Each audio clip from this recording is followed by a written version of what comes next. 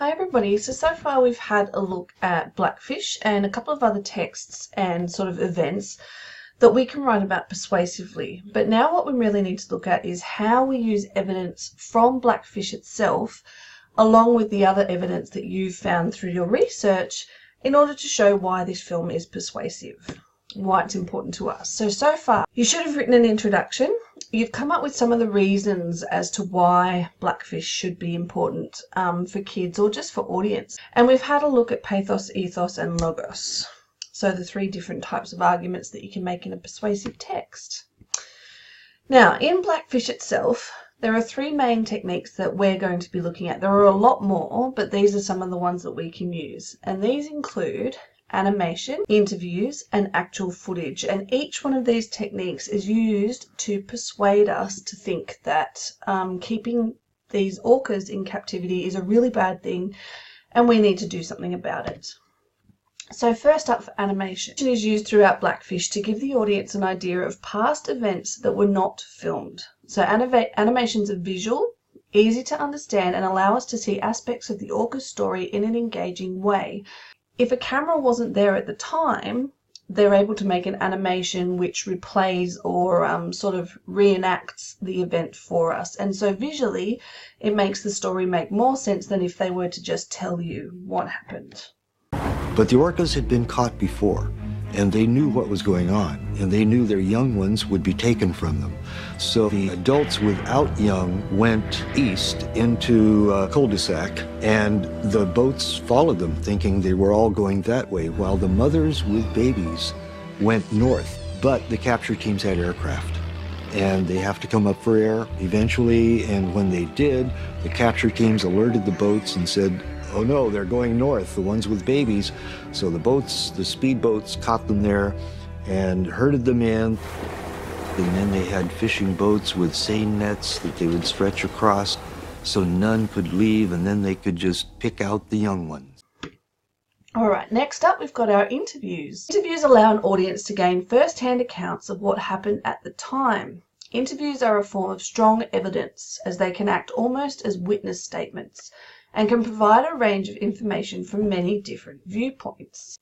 Now, the interviews in Blackfish are a little bit one-sided because most of the interviews we see come from people who've previously worked for SeaWorld and who no longer like what they do.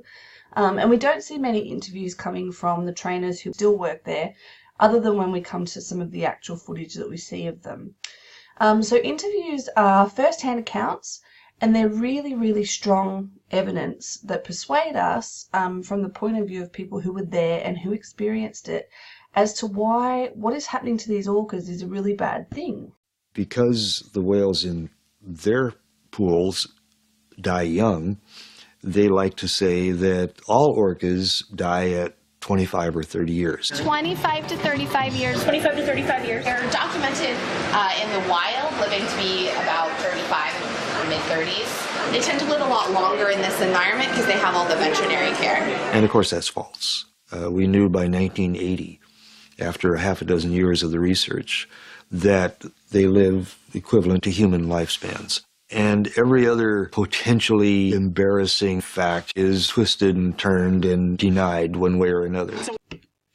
Finally, we have actual footage. Now, sometimes visual evidence is the strongest, so I don't know if you're like this, but sometimes instead of someone telling me something, if I see it myself, then I'll believe it. So the saying that a picture is worth 1,000 words is often true. Actual footage, then, is footage which happened at the time or which was shot at the time and which gives us a first-hand insight into the event. It can often be confronting and it can impact on us, such as the footage used in Blackfish. So most of the actual footage in Blackfish that really impacts on us is the stuff we see when the trainers are getting attacked, dragged around in the tanks.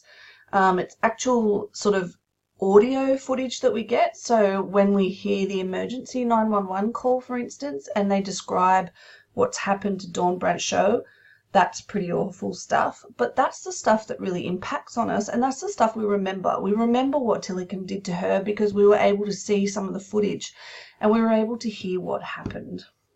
All right, so actual footage is a really important one. Tamari made mistakes.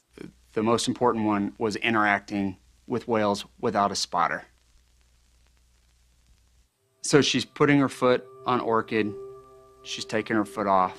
She's putting her foot on orchid, her rostrum, she's taking it off. Watching the video, knowing orchid, your stomach drops because you know what's probably gonna happen. She grabbed her foot. Tamarie whips around and she grabs the gate. You see her just ripped from the gate. Now, the other thing I'm hoping you notice is that these techniques don't often sit by themselves. So in all of these scenes, you've got one that sort of dominates. So in the interview scene, we've got him being interviewed most of the time, but then we've also got actual footage of the trainers. In the animation, we've also got interviews occurring in the background, and so we don't just get one. The editing techniques allow us to see a lot of them all within one scene. So they all work together to persuade us at the same time. Now, in order to write this into our already sort of developing paragraphs, because you've already been writing a little bit on this, we need to slide in some of these techniques. So this is the way your body paragraph should look. Your first sentence should be a topic sentence or a thesis statement, which introduces the argument that you're going to make for that particular paragraph. You then have an example from the show which supports your idea. It can be a quote or a scene that you're going to be talking about. Then your third sentence is going to talk about one of the techniques that I've just sort of gone over, actual footage, interview, or animation, which gives us an idea as to what's happened, and it really strengthens your argument if you can tell us how the show persuades us. You're persuading us through the show's persuasion, if that makes sense.